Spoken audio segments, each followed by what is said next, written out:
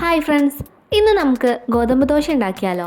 ഇത് ഉണ്ടാക്കാനായിട്ട് ഞാൻ ഒരു ഗ്ലാസ് ഗോതമ്പ് പൊടിയാണ് എടുത്തിട്ടുള്ളത്.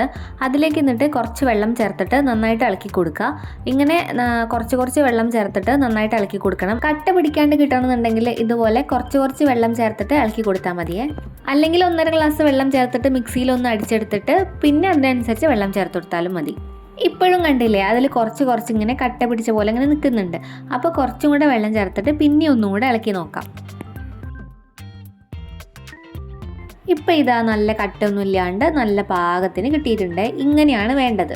ഒഴിക്കുമ്പോൾ ഇങ്ങനെ വിട്ട് പോരരുത്, എന്നാലോ വെള്ളം പോലെ നന്നായിട്ട് ഇങ്ങനെ വീഴും ചെയ്യരുത്. അങ്ങനത്തെ ഒരു കൺസിസ്റ്റൻസിയാണ് ഇതിന് വേണ്ടത്. ഇനി ഞാൻ കുറച്ച് തേങ്ങ ചിരകിയതും കൂടെ ആഡ് ചെയ്യുന്നുണ്ട്. ഒരു മുറി തേങ്ങയുടെ 1/4 ഭാഗം ഞാൻ എടുത്തിട്ടുണ്ട്. ഞങ്ങൾ എപ്പോഴും കുറച്ച് കൂടുതൽ തേങ്ങ ഇടാറുണ്ട്.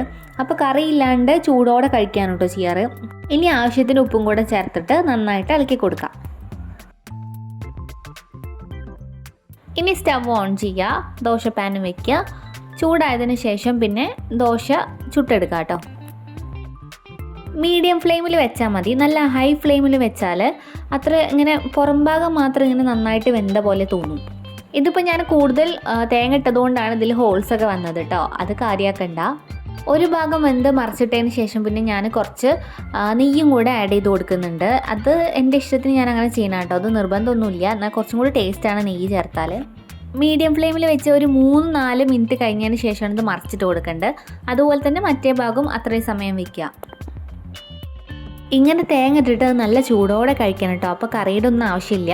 ഇനി തേങ്ങ ഇടാതെ ഉണ്ടാക്കുക, അപ്പോൾ നല്ല ചട്നിയൊക്കെ ഉണ്ടാക്കിയിട്ട് അതിൻ്റെ കൂടെ കഴിച്ചാൽ മതി. അപ്പോൾ ഈ വീഡിയോ ഇഷ്ടപ്പെട്ടിട്ടുണ്ടെങ്കിൽ ഈ വീഡിയോ ലൈക്ക് ചെയ്യാനും ഷെയർ ചെയ്യാനും അതുപോലെ കമൻറ്റ് ചെയ്യാനും മറക്കരുത് കേട്ടോ. അതുപോലെ എൻ്റെ ചാനലൊന്ന് സബ്സ്ക്രൈബ് ചെയ്ത് സപ്പോർട്ടും കൂടി ചെയ്യണേ.